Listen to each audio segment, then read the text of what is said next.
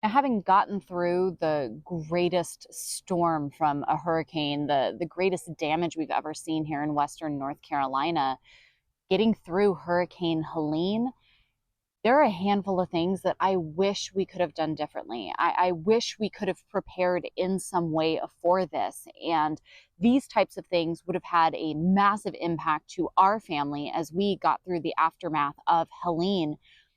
But not only could it have helped us, I know that this could help so many others.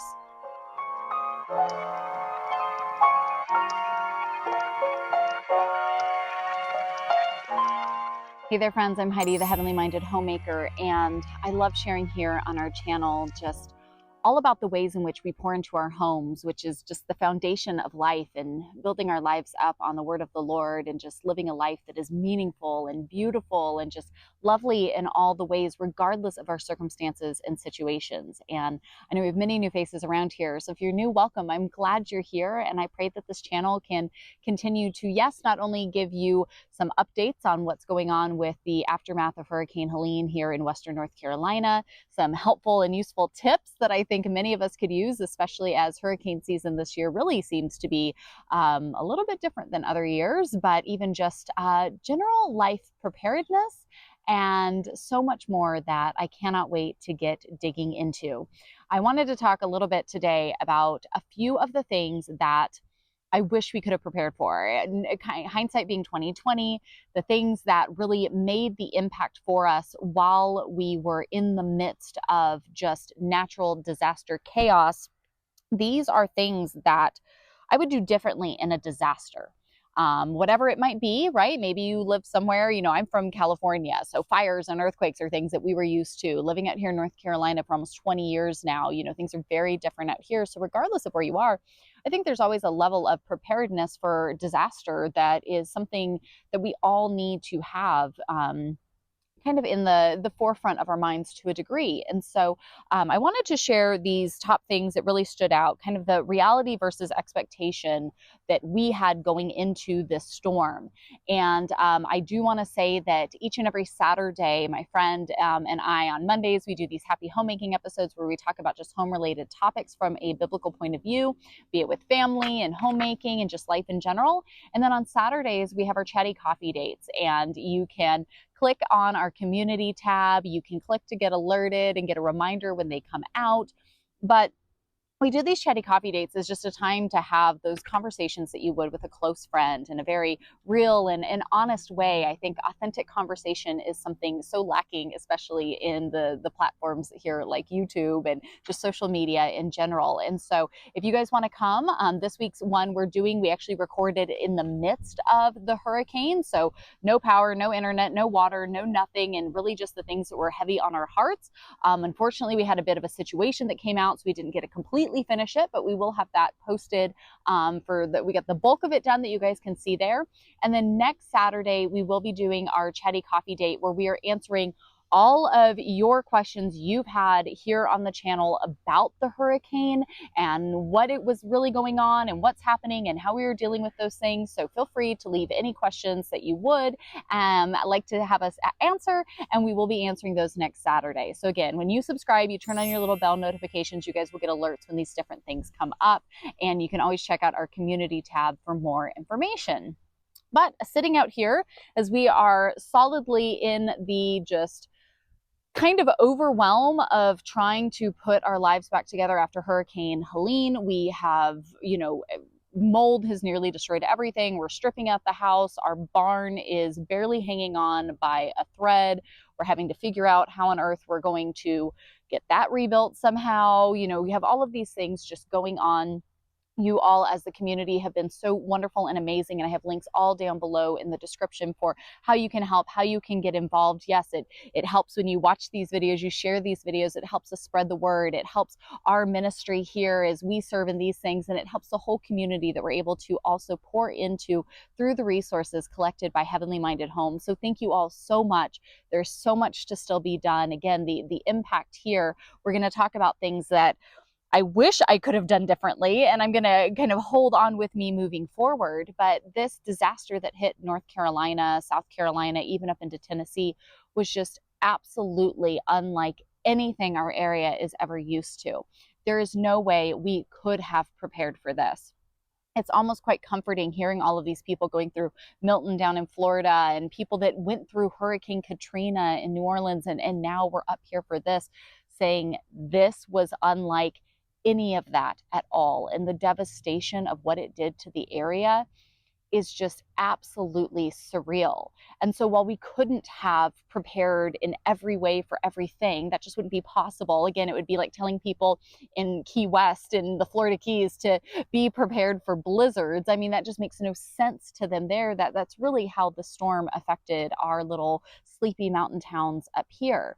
But there are a few things that really do stand out as the kind of key elements looking back over the past few weeks of, I wish I would have understood this, right? If I could go back and give myself some advice, this is the advice I would give. And so we're going to move forward, taking this information in and praying that it can help our families in any potential future situations. And I hope that this could be a great conversation and some help and encouragement for you, regardless of what you may or may not face in one day in the future. So without any further ado, let's get into it.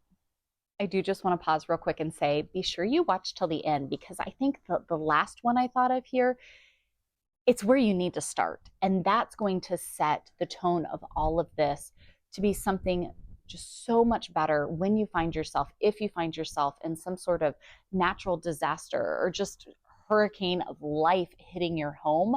That one's going to be a big helper. So we'll get to it. Hang with me, but I want to make sure to let you know, watch till the end, because as I'm thinking about it, that's the biggest part.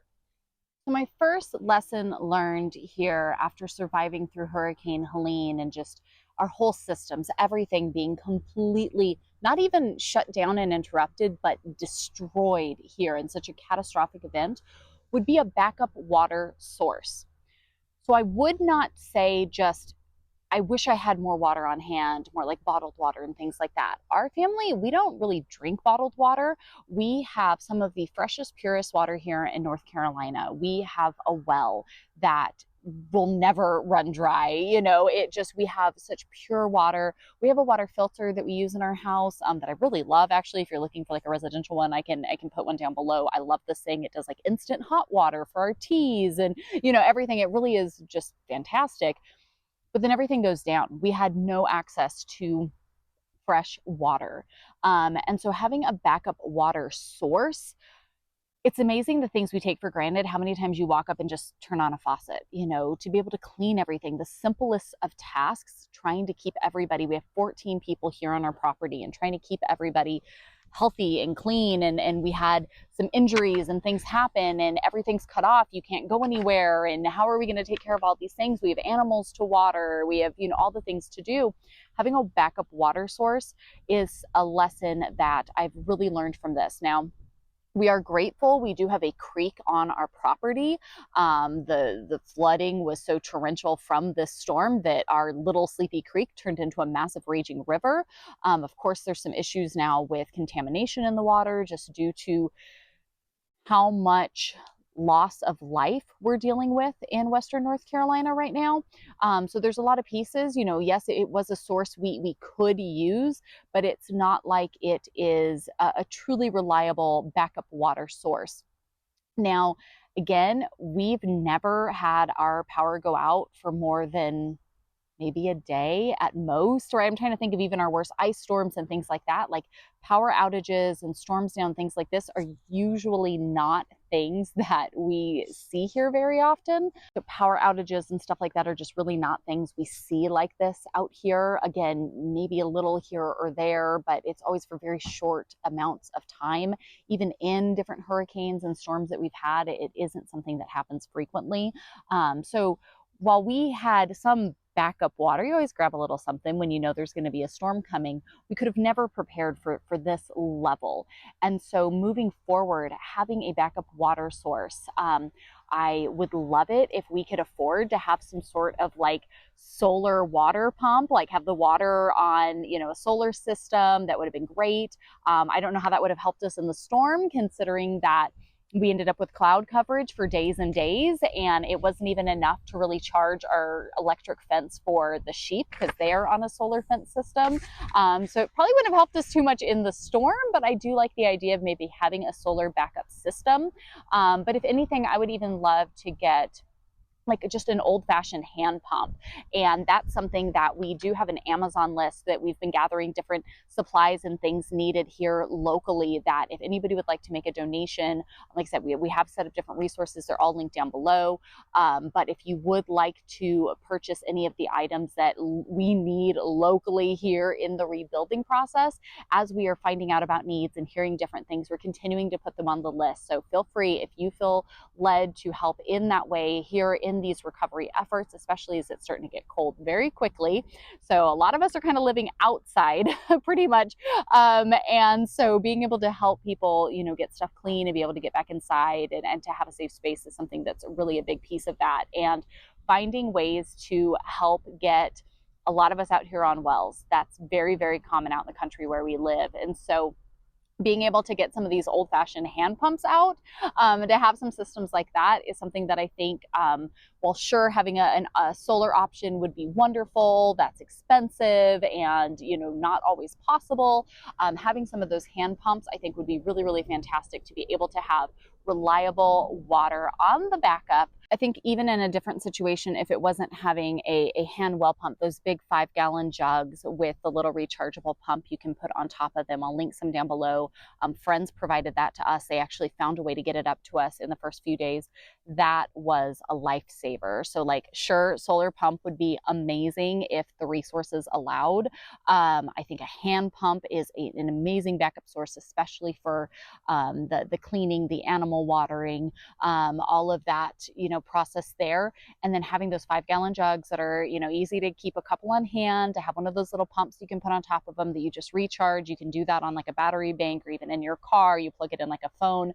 Those are great resources, and definitely a lesson learned here surviving Hurricane Helene. Having a backup water source would be something that would be, of course, incredibly important to have on hand, and not expect that just because you've never had power outages and, towns completely wiped off the face of the map in a storm, that it doesn't mean it's impossible.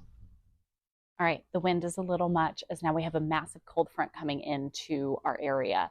So again, ways to make fires, any heating source and warm things is now desperately needed in Western North Carolina, as it is going to be in the 30s already overnight. So I will come and hide in here on a bale of hay that we were luckily able to get from a local farm, and kind of finish up chatting with y'all in here for a minute. So anyways, second lesson learned would definitely be backup lighting.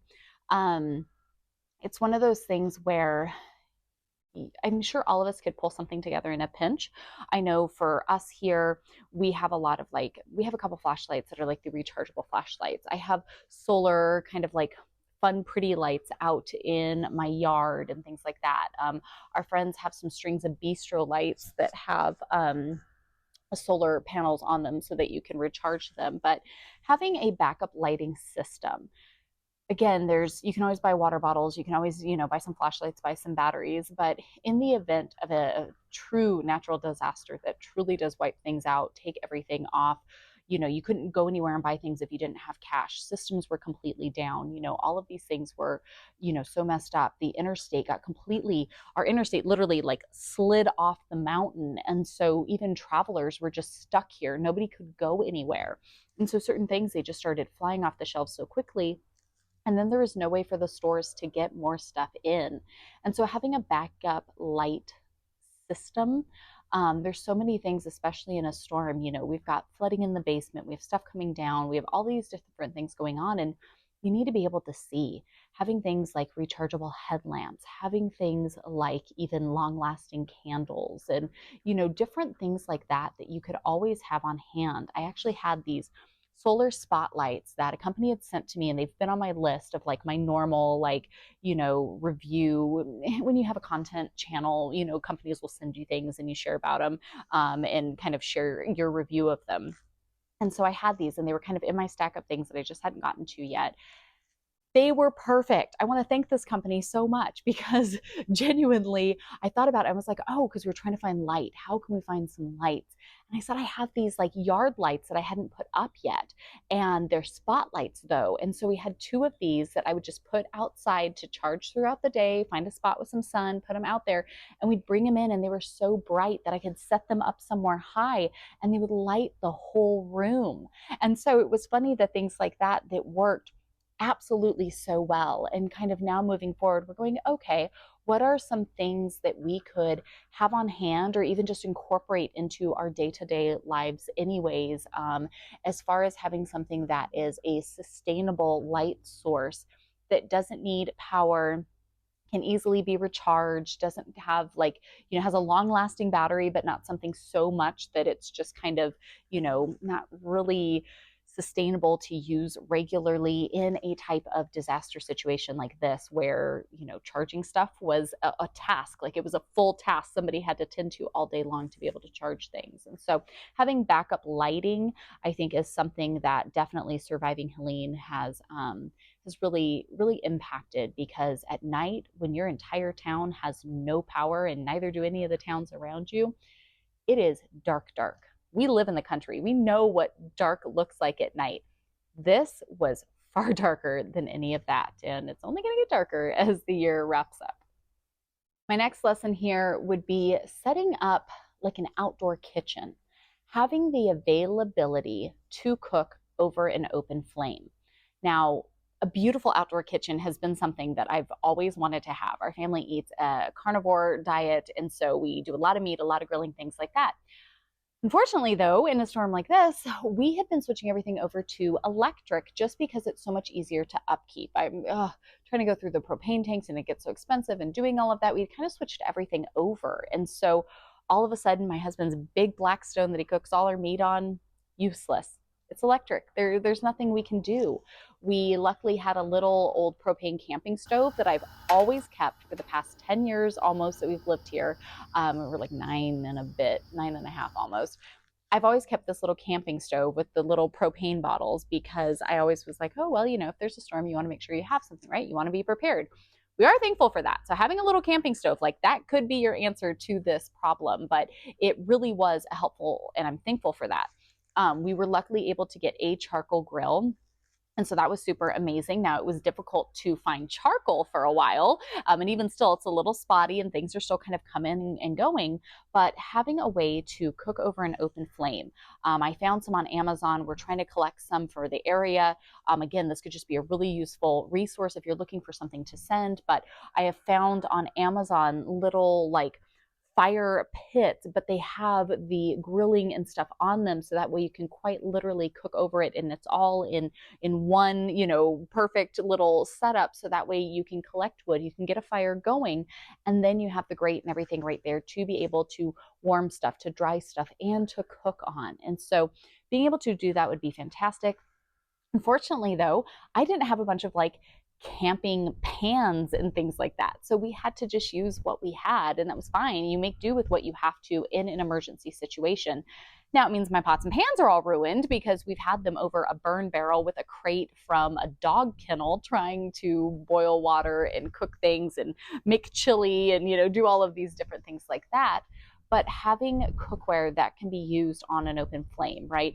Collecting old cast iron, finding different things like that would have been so helpful in this situation, even if you just had a couple key element pieces and some way, something that you can use to just cook over an open flame with nothing else would have been really, really helpful during this.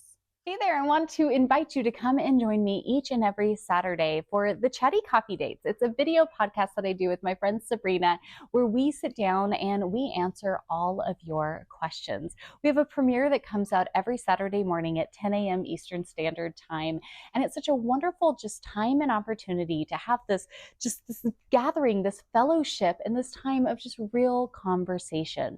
Now, we have a Chatty Coffee Date coming out that has been a little interrupted by Hurricane Helene, but we also have another one coming up where we are going to be answering all of the questions you all have been asking here about Hurricane Helene, what's really going on in Western North Carolina, how our family is faring through this all, and moving forward with all of the recovery efforts going on. And so be sure to check out our community tab to see these. As they pop up, you can click to get notified of when the premiere is going to begin. Set a reminder on your phone for 10 a.m. Eastern Standard Time each Saturday morning. And when you subscribe, make sure you turn on that bell notification so that way you can see those updates and others as they come out. We love you all. We're so thankful to have you here in the Heavenly Minded Home community. Peruse the channel, and hopefully it can be a blessing and encouragement to you and your family in whatever season of life you might currently be going through. Otherwise, have your coffee, your tea, whatever you would like, and we cannot wait to see you at the Chatty Coffee Date. Okay, this next one, backup communications. Our whole system went down. Like, this storm was so bad, so like out of anything we've ever experienced, anything any of us could have ever prepared for. 911 didn't work in many places. 911 was spotty. Hospitals couldn't communicate. Our own, like, it was so destructive. I do not know how else to emphasize the mass of what Helene was to Western North Carolina, South Carolina, Eastern Tennessee, right? Having a backup system of communication. We all struggled. We have 14 people here on the property. We have multiple different types of service. I will say, Cricket and Mint Mobile work the best. I'm not kidding. Out of all of them, the cheapest ones out of all the systems we have people on Verizon, we have people on T-Mobile, we have people on all the different things. Cricket and Mint Mobile were the money makers. They're the ones that actually worked, and actually kind of in a weird turn of events. I even have a special promo code from Mint Mobile. If somebody wants to try it for a really good deal, I can link it down below. So again, if you're looking for something reliable, Mint Mobile was our only one. Cricket started going out in a little bit, but I actually don't think the Mint Mobile, the person with Mint Mobile, I don't think their phone ever went out. So I'm trying to think back. Over the past couple of weeks, I think our Mint Mobile phone was the only one that didn't go out at all. So just saying, at least where we're at, we had very, very spotty communication. I think the Mint Mobile was the one that was on the best. So again, I'll link it down below if that can be a blessing for you. I will leave it down there for you, but have at it. Having backup communications. Since then, one of the things we put on the list was a family pack of long distance walkie-talkies, which I'm so thankful one of you ordered for our family. Thank you so much, because it is still spotty. It's great for the person who has Mint Mobile. Their phone is working. The Cricket folks are the ones who are like the next kind of working, but as soon as we leave, as soon as we're, have to get separated for any reason, even if your phone's working, you can't get a hold of everyone else. And it has been so difficult trying to keep up with communications, even going out when the guys went out, trying to gather supplies and to gather help, and we're cutting down trees and doing all of this stuff. You can't talk to the person in the car, in front of you or behind you if something happens. Not having a way to communicate. I think communication is something that we almost take for granted because it is so accessible everywhere we go that we don't realize just how difficult it is when that communication gets cut off. And so having a backup communication is something that I think we all should be a little more in tune with. The internet isn't always up, right? I mean, we sometimes, even without a natural disaster, there'll be these crazy internet outages and it throws everything off. Have a way to communicate with others. I did find, we've been researching a little bit since all of this, there is a certain type of walkie-talkie that I keep seeing advertised, and I would love to talk with them. It works anywhere. So like for us, we're down in North Carolina. My mom is just up across the border in Tennessee. The mountain pass in between the two of us is gone.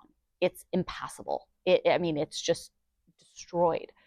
There was no way to get to one another. So things aren't working. We can't physically get to one another. We can't communicate with one another.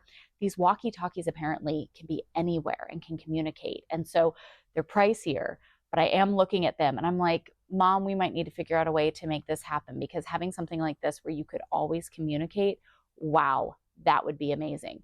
Long-range walkie-talkies, Very, very practical, very, very important. But something like that is definitely something on my radar. I think that's amazing. But having a way to communicate with people, really, really important, right? Even getting weather alerts and things like that, definitely important to have a backup there. So, my final point I want to make here that really I think is the most important of it all, the thing that would have made the greatest impact. Again, I'd never put thought to this because we didn't expect this whatsoever. But isn't that how it goes, right? When we're not expecting disaster in life is when disaster strikes. If I would have been able to go into it with this approach, it would have made a really big difference. And we're still kind of digging ourselves out of this, but how to get started with an alternate system. A little bit of forethought would have made a huge difference in the moment natural disaster strikes. The moment you have no power, you have no water, you have no internet, you have no normal utilities you're used to having, you have to make adjustments in your life. All of a sudden, right? Like having the sink empty did me nothing because there was no water, right? Like it didn't matter, things that I try to make sure having, my counters all cleared and only pretty things, I want nothing else setting on them, right? Was completely impractical in this situation. We don't keep a lot of stuff in our pantry because we eat a carnivore, ketovore way of eating. It's very healthy. We love it. It's great. And it means I don't keep a bunch of stuff stored, which is fine. It means that I was able to kind of open up my pantry and I have a really cute like beverage center with my ice maker and coffee and espresso and all of this like super cute stuff. Absolutely useless when you have no water, you have no power, right? None of that matters. And so for us, we're like pulling all of the cute, pretty stuff out and putting all the practical things in. And if I would have put a little bit of forethought into a system, an alternate system, it really would have helped the whole process. Now, we make the best with what we do, and that's great, that's fine. But looking back at it, I think being able to have a system, even if it's just been thought through in your head, if you want to write it out, or whatever it might need to be, but being able to assess first when something happens, what the core elements are, right? Core elements are, of course, finding water, finding food, and keeping an environment of shelter, right? If it needs to be cooled, needs to be warmed, obviously you have to layer that into it. And then it's being able to do things like keep things clean. When you have no water, you realize really quickly just how dirty everything gets. We're all outside, we're running in and out, we're all getting soaked to the bone, we're trying to chop down trees, we're trying to save sheep, we're trying to like do all of these crazy things that aren't kind of in our norm. So then we're getting even dirtier, we're tracking in all this stuff, all of this is happening, and then there's no way to just easily clean it all up.